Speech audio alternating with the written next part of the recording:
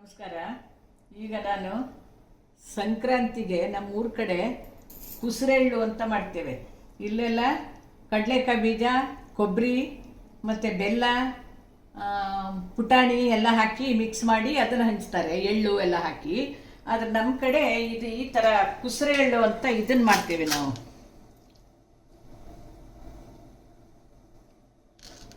ಇದಕ್ಕೆ ಇದು ಮಾಡಬೇಕಾದ್ರೆ ಫಸ್ಟು ಪಾಕ ಮಾಡ್ಕೋಬೇಕು. 1 ಲೋಟ ಸಕ್ಕರೆಗೆ 2 ಲೋಟ ನೀರು ಹಾಕಿದ್ದೇನೆ ನಾನು. ನೀರು ಹಾಕಿ ಅದನ್ನು ಕುದಿಸಿ ಆ ಸಕ್ಕರೆ ಎಲ್ಲ ಕರಗಿದ ಮೇಲೆ ಒಂದು ಸರ್ತಿ ಸೋಸ್ಕೋಬೇಕು ಅದನ್ನು. ಅದಾದಮೇಲೆ ಒಂದು ಸರ್ತಿ ಸೋಸಿದ್ಮೇಲೆ ಒಂದು ಲೋಟಕ್ಕೆ ಒಂದು ಅರ್ಧ ಲೋಟದಷ್ಟು ಹಸಿ ಹಾಲು ಹಾಕಬೇಕು. ಕಾಯಿಸಿದ್ದಲ್ಲ, ಹಸಿ ಹಾಲು ಒಂದು ಅರ್ಧ ಲೋಟ ಹಾಕಬೇಕು. 2ನೇ ಸರ್ತಿ ಕುದಿಸ್ಬೇಕಾದ್ರೆ ಅದು ಕುದಿಸಿದ್ಮೇಲೆ ಮತ್ತೆ ಸೋಸಬೇಕು. ಆಮೇಲೆ ಮತ್ತೆ ಅದಕ್ಕೆ ಒಂದು ಅರ್ಧ ಚಮಚ ಮೊಸರು ಹಾಕಬೇಕು. 3ನೇ ಸರ್ತಿ ಕುದಿಸ್ಬೇಕಾದ್ರೆ ಮೊಸರು ಹಾಕಿದ್ಮೇಲೆ ಮತ್ತೆ ಸೋಸಬೇಕು. ಹಾಗೆ 7 ಸರ್ತಿ ಸೋಸಬೇಕು. ಅದನ್ನೇ 7 ಸರ್ತಿ ಸೋಸಿ ಆಮೇಲೆ ಅದು ಪಾಕ ಅಂದರೆ ಹಿಂಗೆ ಒಂದು ಡ್ರಾಪ್ ಹಿಂಗೆ ನೆಲಕ್ಕೆ ಹಾಕಿದರೆ ಅದು ಆ ಕಡೆ ಈ ಕಡೆ ಅಲ್ಲಾಡಬಾರ್ದು, ಒಂದೇ ಕಡೆ ಕೂತ್ಕೋಬೇಕು. ಆ ಥರ ಆದಮೇಲೆ ಅದನ್ನು ಹಾಗೆ ಒಂದು ಬಾಟ್ಲಲ್ಲಿ ಏನಾದರೂ ಹಾಕಿ ಹಂಗೆ ಇಟ್ಟುಕೊಂಡು ಆಮೇಲೆ ನಾವು ಅದರ ಪ್ರೊಸೀಜರ್ ಶುರು ಮಾಡಬೇಕು. ಎಳ್ಳಿಗೆ ಹಾಕೋದನ್ನು, ಎಳ್ಳಿಗೆ ಒಂದೊಂದೇ ಡ್ರಾಪ್ ಹಾಕಿ ಅದು ಅಷ್ಟು ದೊಡ್ಡದಾಗೋ ತನಕ ಮಾಡ್ತಾ ಇರಬೇಕು. ಈಗ ಸಕ್ಕರೆ ಎಲ್ಲ ಕರಗಿದೆ. ಈಗ ಒಂದು ಸರ್ತಿ ಅದನ್ನು ಸೋಸ್ಕೋಬೇಕು.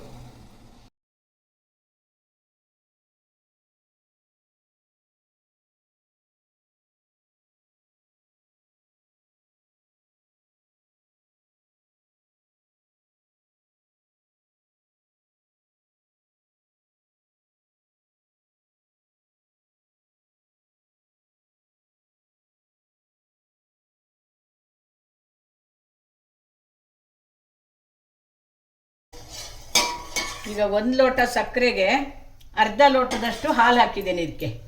ಈಗ ಮತ್ತೆ ಕುದಿಸ್ಬೇಕು. ಈಗ ಇದು ಕುದೀತಾ ಇದೆ. ಇದನ್ನು ಮತ್ತೊಂದು ಸರ್ತಿ ಸೋಸ್ತೇನೆ. ಈಗ ಹಾಲು ಹಾಕಿದ್ಮೇಲೆ ಸೋಸಿ ಆಮೇಲೆ ಇನ್ನೊಂದು ಸರ್ತಿ ಮತ್ತೆ ಅದಕ್ಕೆ ಮೊಸರು ಹಾಕ್ಬೇಕು, ಸ್ವಲ್ಪ ಒಂದು ಅರ್ಧ ಚಮಚ.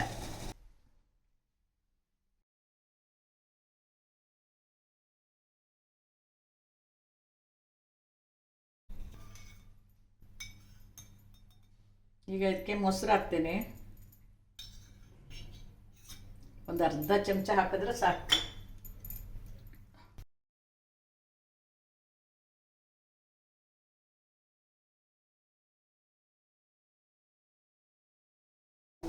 ಈಗ ಇದು ಹಾಲು ಹಾಕಿದ್ಮೇಲೆ ಅದು ಒಡೆದಿದೆ. ಒಡೆದ್ಮೇಲೆ ಒಂದು ಸರ್ತಿ ಸೋಸ್ಕೋಬೇಕು.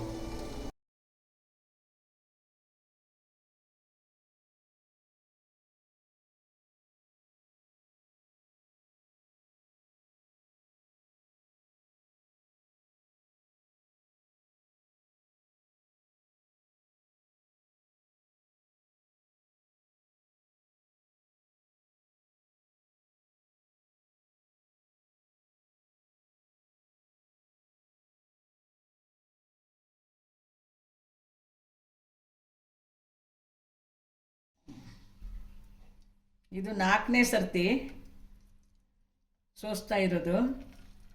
ಇನ್ನೂ ಒಂದು 2-3 ಸರ್ತಿ ಸೋಸಿದ್ಮೇಲೆ ಅದು ಡ್ರಾಪ್ ಥರ, ಮುತ್ತಿನ ಥರ ಕೂತ್ಕೋಬೇಕು. ಡ್ರಾಪು ಆ ಕಡೆ ಈ ಕಡೆ ಹೋಗ್ದೇನೆ ಹಾಗೆ ಕೂತ್ಕೊಂಡ್ರೆ ಸಾಕು. ಅಷ್ಟಕ್ಕೆ ನಿಲ್ಲಿಸ್ಬಿಡ್ಬೇಕು.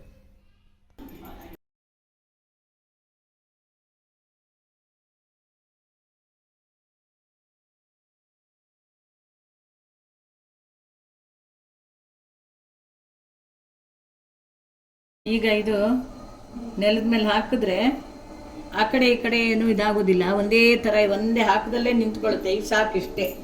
ಈಗ ಸೋಸಿ ಇದನ್ನು ಹಾಗೆ ಇಟ್ಟುಬಿಟ್ರೆ ಕೋಲ್ಡ್ ಆದಮೇಲೆ, ಅದು ಬಿಸಿ ಇರ್ಬೇಕಾದ್ರೆ ಮಾಡೋಂಗಿಲ್ಲ, ಕೋಲ್ಡ್ ಆದಮೇಲೆ ಅದನ್ನು ಶುರು ಮಾಡಬೇಕು ಮತ್ತೆ. ಈಗ ನಿನ್ನೆ ಪಾಕ ಮಾಡ್ಕೊಂಡಿದ್ದನ್ನು ಈಗ ಈ ಥರ ತಟ್ಟೆ ಸ್ವಲ್ಪ ಬಿಸಿ ಮಾಡಿಕೊಂಡು ಇದರಲ್ಲಿ ಎಲ್ಲ ಮಿಕ್ಸ್ ಮಾಡಿ ಹಾಕೋಬೇಕು. ಸ್ವಲ್ಪ ಜಾಸ್ತಿ ಬೇಡ, ನಾನು ಪಾಕ ಮಾಡಿರೋದು ಕಡಿಮೆ ಇರೋದ್ರಿಂದ ಸ್ವಲ್ಪನೇ ಎಳ್ಳು, ಜೀರಿಗೆ, ಸೋಂಪು ಹಾಕಿದ್ದೀನಿ ನಾನು. ಏನು ಬೇಕಾದ್ರೂ ಹಾಕ್ಕೋಬೋದು. ಕಡಲೆಕಾಯಿ ಬೀಜ, ಹುರ್ಗಡ್ಲೆ,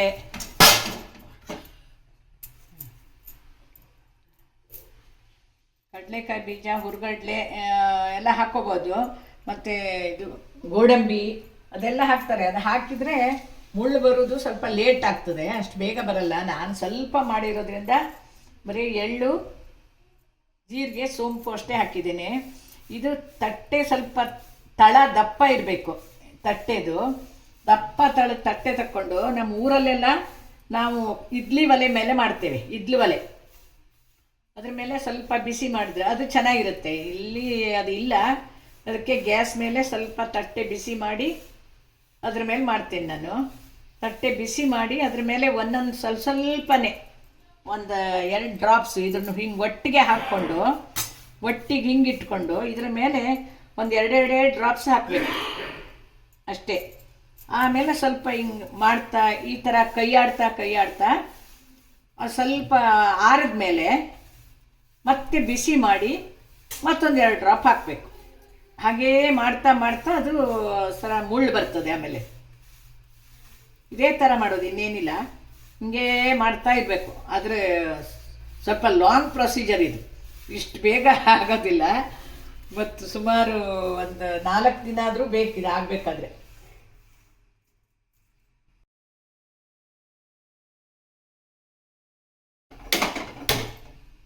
ಈಗ ಮತ್ತೆ ಪುನಃ ಬಿಸಿ ಮಾಡಿ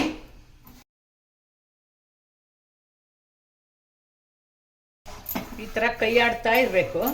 ಬಿಸಿ ಆದಮೇಲೆ, ತಟ್ಟೆ ಬಿಸಿ ಆದಮೇಲೆ ಇನ್ನೊಂದು ಸ್ವಲ್ಪ ಒಂದೆರಡು 4 ಡ್ರಾಪ್ಸು ಇದನ್ನು ಹಾಕಬೇಕು. ಮತ್ತೆ ಪಾಕ ಮತ್ತೆ ಕೈ ಆಡಬೇಕು.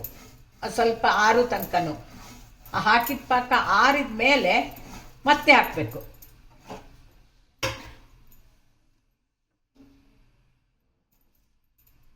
ಇದನ್ನು ಈಗ ಎಷ್ಟು ಹಾಕ್ತೇವೋ ಅಷ್ಟು ಹಾಕಿಬಿಟ್ಟು ಹಾಗೆ ಇಟ್ಬಿಟ್ರೆ ನಾಳೆ ಮತ್ತು ಅದನ್ನೇ ಕಂಟಿನ್ಯೂ ಮಾಡ್ಬೋದು. ಅಷ್ಟೇ, ಹಿಂಗೆ ಮಾಡ್ತಾ ಇದ್ರೆ ಆಯಿತು. ಒಂದು 3-4 ದಿನ ಬೇಕದು ಮಾಡುವಷ್ಟರಲ್ಲಿ. ತೋರಿಸಿರೋದು ಮಾಡ್ತಾ ಇದ್ದಿದ್ದನ್ನು ತೋರಿಸಿದೆ.